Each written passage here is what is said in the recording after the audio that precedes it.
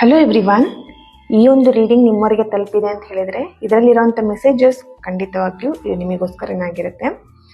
ಇವತ್ತಿನ ರೀಡಿಂಗಲ್ಲಿ ಈ ಕ್ಷಣದ ನಿಮ್ಮ ಪರ್ಸನ್ ಅವರ ಒಂದು ಕರೆಂಟ್ ಎನರ್ಜಿ, ಅವರ ಒಂದು ಕರೆಂಟ್ ಫೀಲಿಂಗ್ ಏನಿದೆ ಅದನ್ನು ತಿಳ್ಕೊಳ್ಳೋಣ.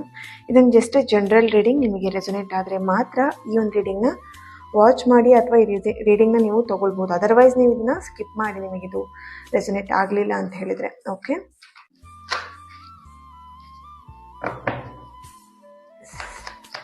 ಯಾರೆಲ್ಲ ನನ್ನ ಇನ್ಸ್ಟಾಗ್ರಾಮ್ನ ಫಾಲೋ ಮಾಡ್ತಾ ಇದ್ದೀರಾ, thank you so much.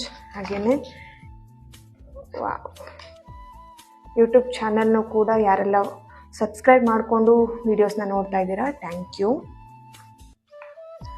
Bottom of the card. Okay, 4 of cups ಬಂದಿದೆ. ಎಲ್ಲದೂ ಕೂಡ ಕಪ್ಸ್ ಕಾರ್ಡೇ ಬಂದಿರೋವಂಥದ್ದು.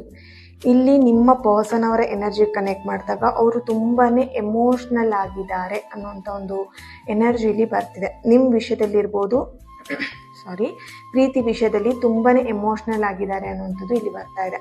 ಸಡನ್ನಾಗಿ ಆಗಿರುವಂಥ ಪ್ರಾಬ್ಲಮ್ ಏನಿದೆ ಅಲ್ವಾ ನಿಮ್ಮ ರಿಲೇಶನ್ಶಿಪ್ಪಲ್ಲಿ, ಅದು ಸ್ವಲ್ಪ ಆಘಾತ ಆಗಿದೆ. ಅಂದರೆ ನಿಮ್ಮ ಪರ್ಸನ್ಗೂ ಆಘಾತ ಆಗಿದೆ, ನಿಮಗೂ ಕೂಡ ಆಘಾತ ಆಗಿದೆ, ಇಬ್ರಿಗೂ ಕೂಡ.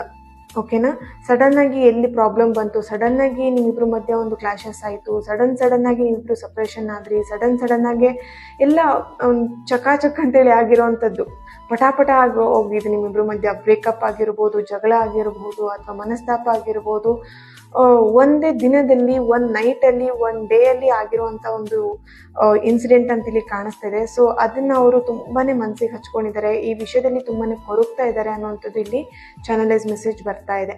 ಓಕೆ, ಆ್ಯಂಡ್ ಇವಾಗಿನ ಕರೆಂಟ್ ಎನರ್ಜಿಗೂ ಕೂಡ ಅವರ ಎನರ್ಜಿ ಕನೆಕ್ಟ್ ಮಾಡಿದಾಗ ತುಂಬಾ ಅವರು ಫೀಲಿಂಗಲ್ಲಿದ್ದಾರೆ, ತುಂಬ ನಿಮ್ಮನ್ನು ಮಿಸ್ ಮಾಡ್ಕೊಳ್ತಿರೋವಂಥದ್ದು, ಫೀಲ್ ಮಾಡ್ಕೊಳ್ತಿರೋವಂಥದ್ದು, ಆ್ಯಂಡ್ ನಿಮ್ಮನ್ನು ನೆನಪಿಸ್ಕೊಳ್ತಾ ಇರುವಂಥ ಎನರ್ಜಿ ಇಲ್ಲಿ ಬರ್ತಾ ಇದೆ. Thank you. God bless you all.